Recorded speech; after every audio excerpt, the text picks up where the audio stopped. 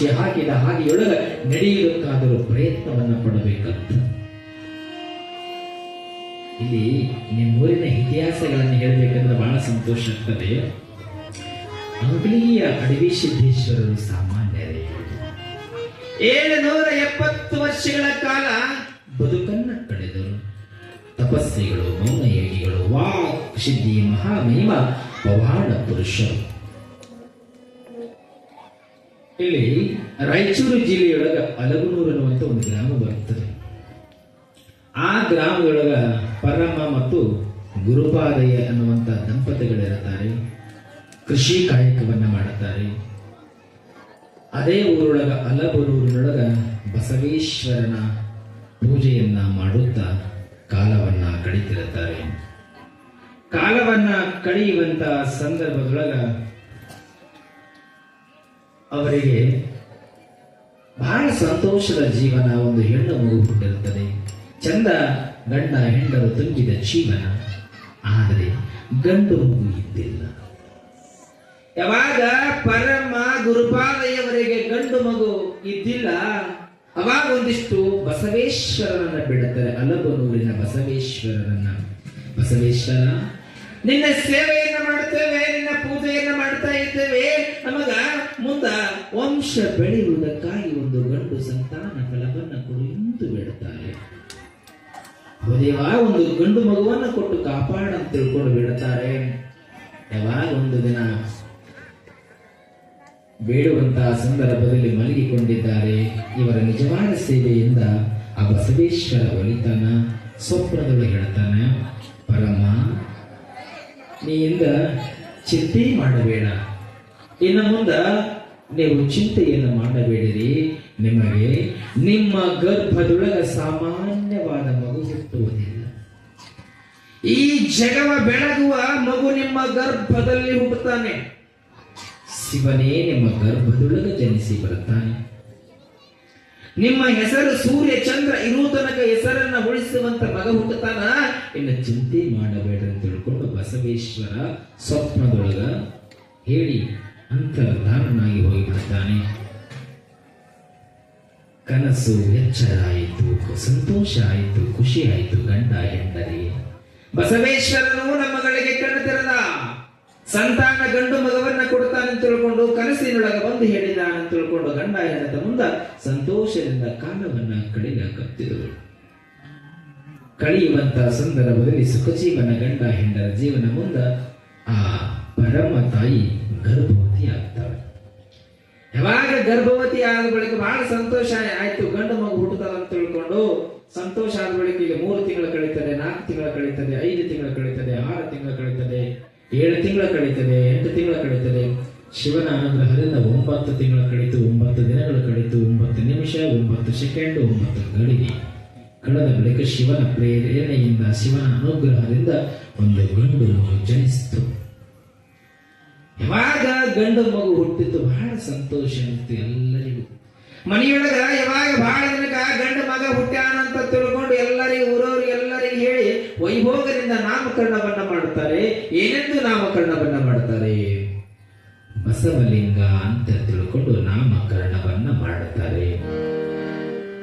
ಯಾವಾಗ ಬಸವಲಿಂಗ ಅಂತ ತಿಳ್ಕೊಂಡು ನಾಮಕರಣವನ್ನ ಮಾಡಿದ್ರು, ಸಂತೋಷವಾಗಿ ನಾಮಕರಣ ಮುಗಿತು. ಆ ಮಗು ಮುಂದೆ ಬೆಳೆಯುತ್ತಾ ಬೆಳೆಯುತ್ತಾ ದೊಡ್ಡ ಮಗ ಆದ.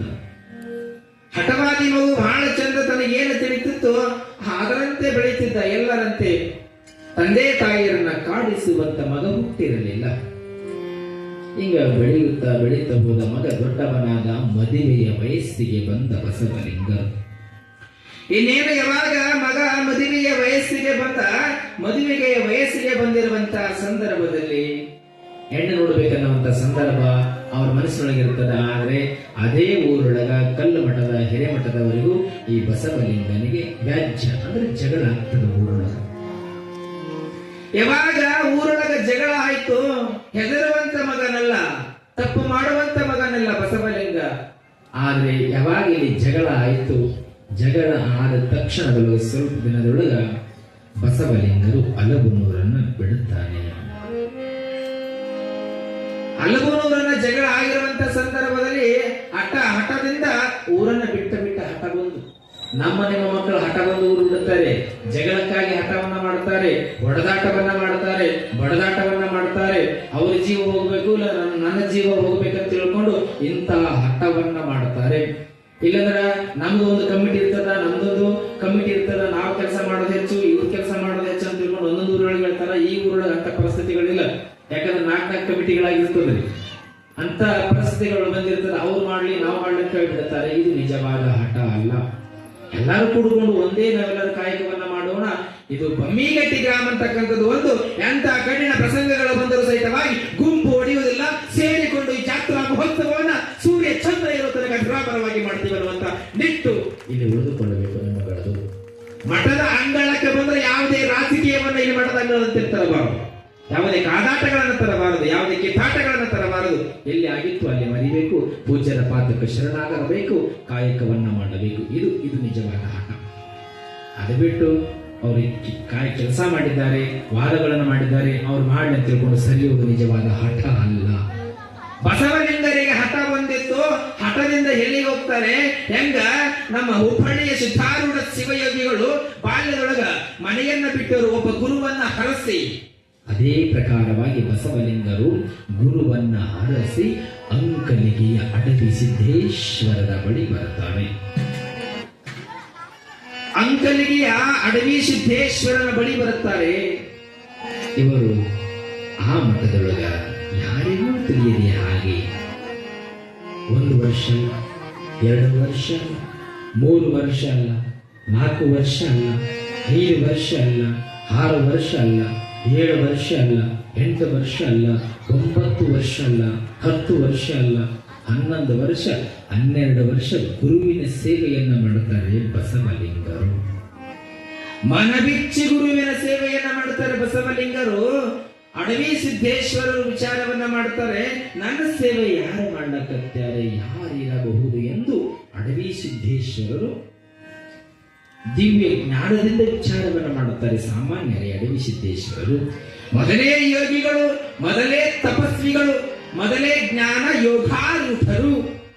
ಅಡವಿ ಸಿದ್ದೇಶ್ವರರು ಇಷ್ಟು ವರ್ಷಗಳ ಕಾಲ ಸೇವೆ ಮಾಡಿದ್ರು ಯಾರ ಕಣ್ಣಿಗೂ ಬಿದ್ದಿಲ್ಲ ಬಸವಲಿಂಗರು. ಯಾರ ಕಣ್ಣಿಗೆ ಬೀಳಾರ್ದಂಗ್ ಸೇವಾ ಮಾಡ್ಕೊಂಡು ತನ್ನ ಕಾಯಕದೊಳಗೆ ಬಸವಲಿಂಗರು ತಾವು ಉಳಿದುಕೊಳ್ತಿದ್ರು. ಯಾರಿರಬಹುದು ಎಂದು ದಿವ್ಯ ಜ್ಞಾನ ದೃಷ್ಟಿಯಿಂದ ಅಡವಿ ಸಿದ್ದೇಶ್ವರರು ನೋಡಿದ್ರ ಇಲ್ಲಿ ಅಲಬನೂರಿನ ಬಸವಲಿಂಗರು ಕಣ್ಣಿಗೆ ಕಾಣುತ್ತಾರೆ.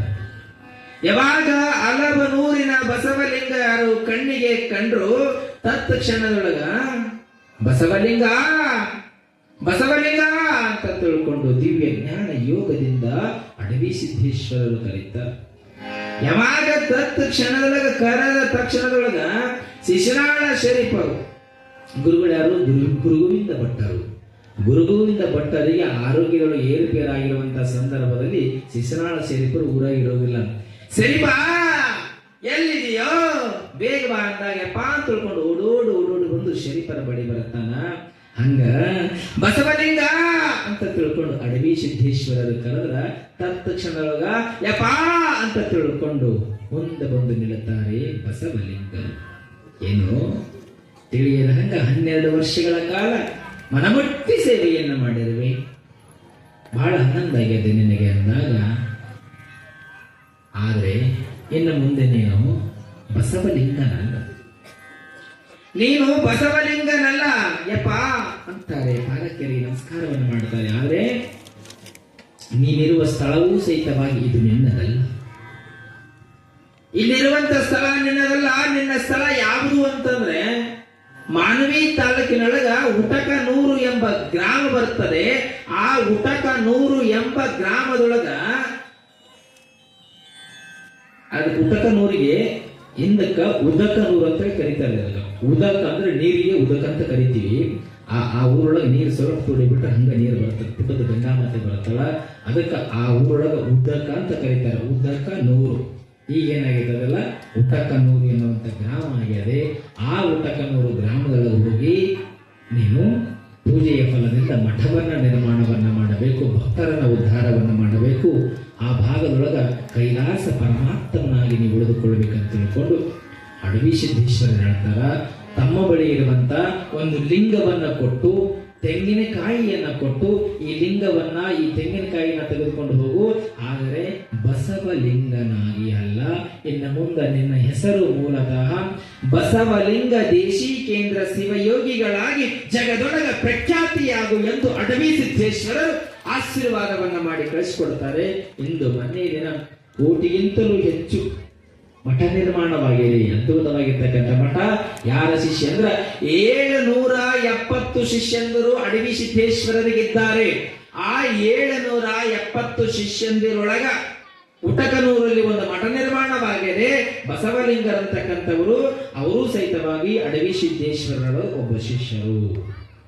ಇಂಥ ಮಹಾತ್ಮರು, ಇಂಥ ಪವಾಡಗಳನ್ನ ಅಡವಿ ಸಿದ್ದೇಶ್ವರರು ಅನಂತವಾಗಿರ್ತಕ್ಕಂಥ ಪವಾಡಗಳನ್ನ ಜಗದಲ್ಲಿ ಮಾಡಿ ಹೋಗಿದ್ದಾರೆ. ಆ ಅಡವಿ ಸಿದ್ದೇಶ್ವರರ ಪವಾಡಗಳು ಒಂದೇ ಎರಡೇ, ಜಗದೊಳಗ ಅನಂತ